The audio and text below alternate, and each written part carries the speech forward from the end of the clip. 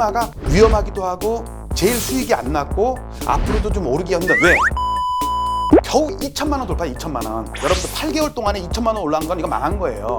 또 1억 떨어지고 또 2억 떨어지고 그러면서 계단위로 떨어졌거든요. 그러니까 거래가 없는 게 더 위험한 거예요. 이게 진짜 좋아가지고 오를 거면 대출이 됐든 뭐든 돈은 세상에 널려 있어요. 그 돈들이 와서 사야 되는데 안 산다고요.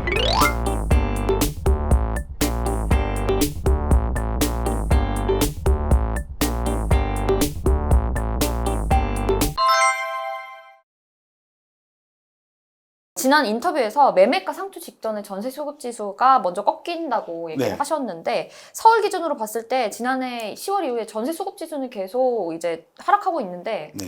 그럼에도 불구하고 매매 가격은 시세 기준으로 떨어지는 느낌은 아니라서 이건 네네. 어떻게 보면 좋을지. 수급 지수가 네. 고점을 쳤기 때문에 몇 달 후에 매매 지수도 꺾일 것이다 라고 했단 말이에요. 그것을 오해를 할 수가 있는데 바로 아니다. 꺾이는 건 아니에요. 옛날에도 바로 안 꺾였어요. 네. 자, 그거를 과거 데이터와 지금 데이터를 보시면서 제가 이해를 도와드리도록 하겠습니다. 요 차트가 요 파란 게 전세 수급 지수고 요 빨간 건 제가 지난번에 패닉 인덱스라고 설명드렸잖아요. 패닉 인덱스. 그러니까 매매 수급 지수와 매매 거래 지수를 합성을 해갖고 제가 그러니까 거래가 폭등하면서 미친 듯이 살려고 달려드는 그런 국면을 그 패닉 인덱스라고 제가 만든 네. 겁니다. 이때 만들어 볼게요. 이때는 9월이었어요. 9월 전세 수급 지수가. 그 다음에 패닉 인덱스는 11월이에요. 그 다음에 매매 그 고점은 12월이에요. 그러니까 9월, 11월, 12월. 9월부터 9, 10, 11, 12 3개월의 시차가 있죠. 곧장 꺾이는 게 아니라 제가 몇 달 후에 꺾인다는 거는 이 당시로는 3개월인데 이번에는 조금 더 늦어요. 보세요. 10월 26 기자님 말씀이 맞습니다. 네. 10월 26일에 고점을 치고서 빠졌어요. 네. 오히려 지금은 반등해 조금. 네. 그 다음에 매매 수급 지수도 보면요. 1월 달에 고점을 쳐요. 네. 그 다음에 매매 지수는 3월 달에 고점을 쳐요. 그러면 10월부터 10, 11, 12, 1, 2, 3, 5개월. 네. 그러니까 2006년도에는 3개월의 시차가 있었고 지금은 5개월의 시차가 있다. 그것을 제가 상세하게 설명을 근데 드려볼게요. 왜 지금은 더 길어지는 거예요, 시차가 그러면? 작전 세력 때문에 그래요. 왜냐하면 이미 시장이 작년 11월, 12월에 작전 세력이 못 털었거든요. 못 털었는데 지금 꺾이면 자기들이 계속 못 팔잖아요. 그러니까 이번처럼 작전 세력이 물린 거는 34년 동안에 처음이에요. 좀 늘어진 거죠. 그러니까 네. 몇 달은 저희가 맞출 수는 없는 거예요. 그러니까 순서가 전세 수급 지수가 상투를 치고 그러니까 전세가 미친 듯이 올라가지고 전세가 매매가를 끌어올려요. 밀어 올리는 거죠. 그러면서 매매가도 그 수급 지수도 거래도 폭등을 하면서 매매가를 올리다가 나중에 힘이 다 닿으면 꺾였습니다. 근데 지금도 현상은 같은데 저는 한 3개월 정도 차이가 날 거 봤는데 이번에 5개월 정도 차이가 난 거는 작전 세력들이 언론 플레이를 했다. 그런 말씀을 좀 드리는 거고요. 작전 세력 얘기는 이따가 데이터로 꼭 말씀해 주셔야 될 것 같습니다. 맞아요. 네. 음마아파트를 이제 바로미터라고 표현을 하시면서 월평균 거래 가격으로 앞으로의 시장 상황을 전망을 하셨어요. 근데 4월까지 제가 좀 거래를 봤는데 거래량이 한두 건이긴 했지만 지난 1월보다는 월평균 거래 가격이 늘었더라고요. 이거는 좀 어떻게 봐야 될까요? 여기서 참 재밌는 현상인데 기자님이 저한테 이제 질문지를 보내주셨는데 네. 보내주시고 나서 토요일 날 아침에 데이터를 다운 받아 보니까 폭락한 거래가 하나 신고가 됐어요. 아, 제가 질문지를 보내드린 건 금요일이었는데. 금요일이었는데 토요일 날 그 아침에 음마아파트가 폭락한 거래가 하나 신고돼갖고 월평균 가격이 아직 급락한 게 나와요. 요 차트는 제가 1월 달에 방송할 때 자료를 그냥 그대로 일단 갖고 왔어요. 그 당시에 제가 가장 주안점을 둔 바로미터는 시가총액이었단 말이에요. 분양할 때가 1천억이었어요. 78년도 분양할 때. 91년도 서울 아파트가 상투 칠 때 음마가 상투 쳤는데 그때 딱 1조 원을 월 중에 2달 살짝 넘었다가 폭락을 해가지고 8년 동안 빠진 거예요. 그 다음에 회복했다가 지금 와서 작년 8월 달에 10조를 넘었는데 10조 1천억. 그러고 나서 월말까지 1월 달까지 좀 약간 지지부진했거든요. 네. 음마가 상투 치면 서울 아파트도 상투 친다고 그랬잖아요. 왜냐면 그 40년 동안 그랬으니까. 그리고 또 저 말고도 전부 바로미터니 풍향계니 그런 기사 그때 네. 보여드렸잖아요. 자, 이 차트 이후에 4월까지 신고된 실거래가 가지고 업데이트를 한 걸 봅시다. 자, 일단 또 그 아실에서 실거래가를 갖고 왔어요. 작년 8월 달에 이제 31평은 22억 2천, 그다음에 34평은 23억 8천이 고가였는데 네. 최고가가 3월 달에 22억 4천 찍었어요. 겨우 2천만 원 돌파, 2천만 원. 네. 보세요. 여러분들 8개월 동안에 2천만 원 올라간 건 이거 망한 거예요. 그 사이에 5억, 6억, 우리 아파트도 5개월 동안에 6억 올랐다 얘기했죠. 제가 팔기 직전에 네. 5개월 동안 6억이 올라서 제가 팔았어요. 저는 아주 땡큐죠. 근데 만약에 같은 시기에 음마를 샀으면 망했다니까요. 아, 네. 음마는 지금 최고점도 똔똔이고 오히려 4월 달에는 오히려 더 떨어졌다니까. 그러니까 8월 달보다 싸잖아요. 21억 7천. 22억 2천인데 8월 달에 이거 31평 얘기하는 거예요. 네네네. 그다음에 34평 볼게요. 23억 8천이에요. 그러니까 요 두 건 때문에 10조를 넘었던 거예요. 네. 그러다가 또 2월 달, 3월 달에 10조를 넘었었거든. 왜냐면 22억 4천, 24억 8천. 그런데 제가 말씀드린 여기 보면은 경과가 3일이라고 돼 있죠. 아, 여기 3일. 이거를 제가 뭐 놓쳤어요. 이걸 놓친 거예요. 그러니까 기자님이 저한테 질문지 금요일 날 보냈는데 그날 질문지를 보낸 걸 아는 듯이 그날 신고한 거야, 금요일 날. 네. 그러니까 토요일 날 업데이트가 됐겠죠, 국토부에. 네. 21억 5천이에요. 아, 네. 3억이 떨어졌죠. 물론 1층이에요. 네. 1층이라고 해도 1층이면 한 1, 2억 정도는 이해가. 어쨌든 국토부나 감정원이나 아실이나 호갱노노는 1층이든 10층이든 안 따지고 평균을 내거든요. 저도 마찬가지예요. 인테리어 했는지, 이게 햇빛이 잘 드는지 그런 거 안 따지고 그냥 실제 계약서만 갖고 따지는 거라고요. 보시면 8월 달에 23억 8천인데 지금 21억 5천이야. 그때보다 2억이 떨어졌어요. 2억 3천이. 그럼 망한 거죠.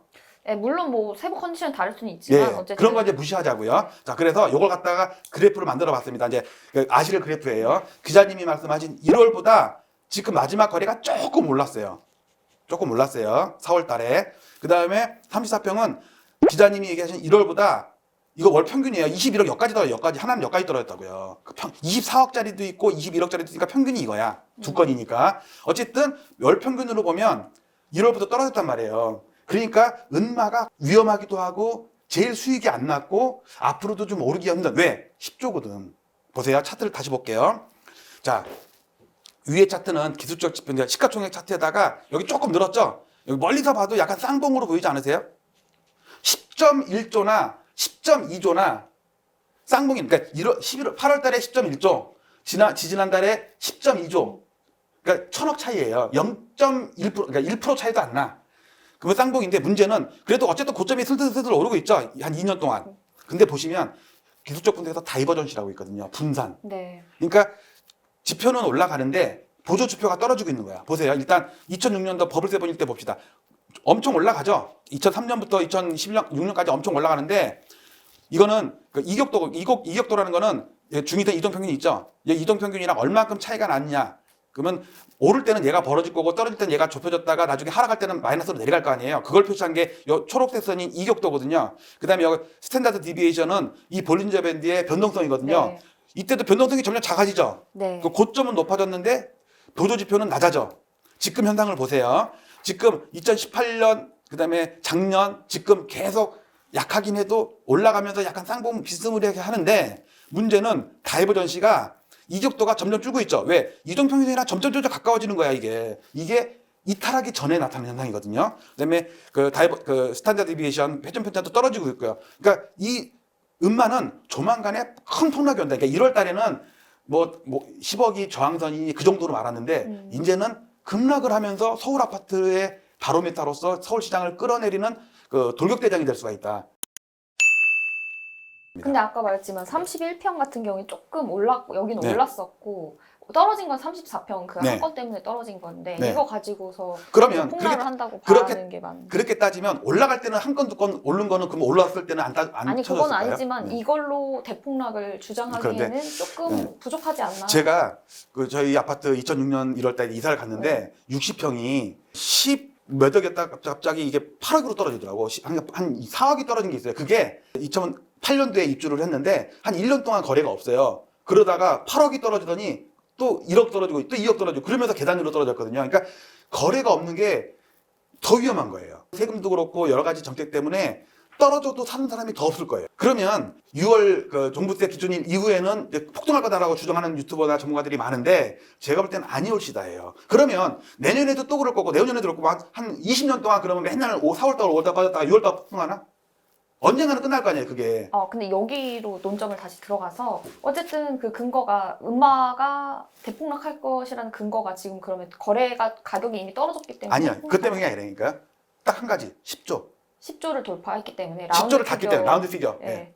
그러니까 1,000억일 때 미분양이 났다고요. 1,000억일 때. 그러니까 분양할 때 반이 2,000세대가 넘게 미분양이 됐어요. 그다음에 91년도에 1,000억, 그러니까 1조죠, 그 당시에는. 네. 세상에서 놀랐다고요. 1조 돌파했다고. 근데 1조를 2달 동안, 그것도 종가도 아니고 월중 고점으로 살짝 돌파한 다음에 6년 동안 빠졌네요. 근데 지금도 8월 달에 10.1조, 그러니까 지지난 달에 10.2조. 그 다음에 지금 9조 8천억인가 그래요.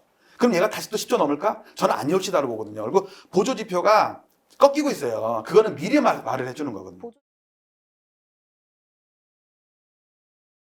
그때 저희가 보셨던 시점이 지난 1월이었는데 그때 이후로 좀 부동산 시장 상황에도 조금 변화가 있었거든요. 일단 이제 국토부 장관도 바뀌었고 서울시장 재보궐선거도 있었고 시장 흐름이 조금 바뀌는 느낌이 있는데 지금도 그 지난 1월에 주장하셨던 것처럼 그 엘리어트 파동이나 로그주기 몇 급수 모델 이거에 의해서 집값이 서울 집값이 대폭락한다고 보시는지 네. 그게 궁금하거든요. 저는 서울시장이 누가 됐든 국토부 장관이 누가 됐든 아무 상관없다고 그때 말씀을 드렸을 거예요. 왜냐하면 제 책에도 썼듯이 이미 내재된 유전자 지도에 따라서 시세는 움직인다. 우리는 그 유전자 지도를 찾아서 수익을 내고 위험을 회피하고 그렇게 하면 된다고. 그러니까 서울시장이 누가 됐기 때문에 오른다 내린다. 뭐 박영선 후보가 됐으면은 뭐 오르고 내리고 뭐 이런 건 아니거든요. 대책과 규제책이 상관이 없다. 없다. 예. 예를 들어서 그럼 전 세계가 올라가는 건 어떻게 해석을 할 거예요? 우리도 같이 이건 전 세계가 동조화돼서 올라가는 거거든요. 그것도 근데 큰 틀에서 보면 금리 정책이나 경제 상황이 영향을 네. 받는 거잖아요. 예. 그래서 그 1월 이후로 일단 국토부 장관이 한번 바뀌었다가 또 바뀌었고요. 그다음에 서울시장이 또 바뀌었고요. 그런 큰 변화가 있었고 제 개인적으로는 유튜브를 시작했다는 게 큰 네. 변화고요. 깨알 홍보. 깨알 홍보. 네. 자, 여러분께 지금 재밌는 차트를 하나 보여드리겠습니다. 이 차트는 1960년부터 60년 동안의 서울 아파트의 시가총액 상위 아파트로 만들어진 실거래가 지수입니다. 네. 위쪽에는 대통령 얼굴이 있고요. 아래쪽에는 서울시장 얼굴이 있어요. 60년 동안이에요. 좀 대통령 얘기는 지난번 했으니까 오늘은 이제 시장 얘기만 할게요. 60년 이전에 아파트가 없었기 때문에 서울시장 얼굴 뺐고요. 그 대신 여기 다음에 또 나옵니다. 80년대 이후에 지금까지의 서울시장 보면요. 여기에 80년대 올림픽 할 때 고건시장이 엄청 올랐거든요. 여기가 고건 서울시장 취임했을 때거든요. 서울시장 고건 많이 올랐죠. 고건시장이 2번 했거든요. 근데 처음에는 임명직, 나중에는 선출직이죠. 네. 예. 그 다음에 또 여기 또 많이 오른 그 서울시장 있죠. 누구죠? 이명박 시장. 네. 네. 그 다음에 여기 많이 하락한 시장 있죠. 여기 많이 하락 여기 두 번 했는데 2번 여기까지 누구냐면 오세훈. 네. 오세훈 시장 때 서프라임 맞았잖아요. 폭락했죠. 그 다음에 박원순 시장 됐을 때 처음에 1기 때는 하락했지만 그 다음에 나머지 3개 기간에는 엄청 폭등해갖고 지금까지 폭등했죠. 근데 이렇게만 보면 어떻게 보면 시장에 따라서 집값이 움직였다고 볼 수도 있는 거 아닌가요? 아니에요. 누가 됐든지 간에. 이거는 그건 패턴에 정해진 거다. 이거는 지갈 길 가는 거예요. 이때 91년도에 일본 잃어버린 30년이 시작된 거 아시죠? 우리도 네. 같이 폭락했다고. 왜냐면 90년대 이전까지는요. 60년, 70년대를 보면요. 일본 부동산과 서울 아파트가 이게 거의 똑같아요. 프랙탈이에요. 왜냐면 우리가 일제시대 때는 쌀 선물 시장이라든지 주식 시장이라든지 일본 동경이나 오사카 시장이랑 거의 동일화됐듯이 우리가 90년대까지는 일본이랑 뭐든지 똑같았어요. 네. 모든 데이터들이. 요 차트를 이제 일단 보셨고요. 이건 여러분들 저희가 배포를 할 거니까 나중에 다운받아서 한번 자세히 보시고요. 왼쪽은 역대 대통령 아파트 실질 수익률입니다. 네. 연평균 수익률인데 노태우 대통령 때 24%로 가장 많이 올랐고 이명박 대통령 때 5.9%로 가장 마이너스가 컸어요. 오른쪽은 서울시장입니다. 6개월 이상 된 역대 39명의 서울시장을 수익률을 구한 거예요. 서울 아파트. 가장 많이 오른 서울시장이 고건. 그 올림픽 때 박원순 최근까지 박원순 그다음에 이명박 서울시장 그다음에 또 고건 이때는 IMF 이후에 많이 올랐죠. 근데 이제 밑에서부터 보시면 오세훈 시장이 밑에서부터 5등이에요. 마이너스 15%. 근데 IMF 이후만 보면은 유일하게 마이너스예요. 서울시장 중에. 네. 자 그러면 만약에 기자님이 말한 것처럼 서울시장에 따라서 오르고 내리고 한 거 아니냐 그러면 이제 앞으로 폭락하겠네요. 오세훈 시장 때 폭락했기 때문에 앞으로 또 폭락한다. 그런 논리가 되잖아요. 그런 논리를 볼 수는 없죠, 사실. 예, 그렇죠, 맞죠. 과거에 그러니까 그랬다고. 저도 제가 그 얘기는 아니고 나경원 후보가 됐건 안철수 후보가 됐건 박영선 후보가 됐든 서울 아파트는 지갈길 가는 거지 서울시장이 올리고 내리고 한 건 아니라는 걸 말씀을 드리는 거예요. 네. 그리고 이제 제 의견 중에 우리나라 60년 동안 어느 대통령도 5년 이상 상승한 대통령이 없었다 말씀을 그때 했었죠. 네. 지금도 마찬가지예요. 근데 지금 우리 문재인 대통령이 5년째 상승이죠. 지금 마지막 5년째잖아요. 네. 근데 지금도 상승하고 있다며. 저는 하락하는데 남들이 다 상승한다고 그러잖아요. 저는 1분기 상승이지만 2분기부터 연말까지 하락이어가지고 올해 마이너스 난다. 결국은 문재인 대통령도 4년 플러스 1년 마이너스의 그 로직이 그대로 적용이 될 것이라고 주장을 하는 거고요. 네. 또 한 가지는 엘리어트 파동 말씀하셨듯이 이 방송 처음 봐주시는 분들을 네. 위해서 잠깐 설명을 드리면 60년부터 오른쪽 아래에 보시면 요 확대한 걸 보여드릴게요. 엘리어트 파동은 그 상승 1, 2, 3, 4, 5 5개의 파동과 조정 A, B, C 3개로 이루어진다. 이러면서 끊임없이 반복한다라는 주장이 엘리어트 파동이고 제 유튜브 채널이 엘리어트 TV고 제 필명이 엘리엇입니다. 그런데 79년까지 1파가 상승을 한 다음에 87년까지 2파 조정하고 지금 올 3월까지 잠정치지만 34년 동안의 상승이 이어져 왔다. 그리고 앞으로는 조정은 과거에도 그렇듯이 이 조정은 34년 동안에 오른 거에 대한 조정이기 때문에 8년 동안 마이너스 52% 하락할 것이다. 즉 문재인 대통령의 취임 초기보다 내려가서 박근혜 대통령 취임할 당시에 근처까지도 떨어질 것이다. 물론 그 8년 후의 일이고 물가로 환산했을 때의 얘기고요. 이거를 좀 확대를 해보면 지금 국면이 2006년 11월에 3파가 끝났던 버블 세븐이 3파에 끝났었는데 지금 5파가 2021년 3월 달에 끝났는데 제가 왜 이때 그 1월 달이 될 수 있냐고 그랬냐면 3파가 98년 11월부터 2006년 11월까지 정확히 만 8년이었거든요. 그래서 2013년 1월 박근혜 대통령 당선된 직후에 아까 국토부에서도 보셨죠? 12년 12월이 바닥이었던 거. 그러니까 네. 1월 2일이 바닥이에요. 여기서 월중 저점은 1월 2일이었어요.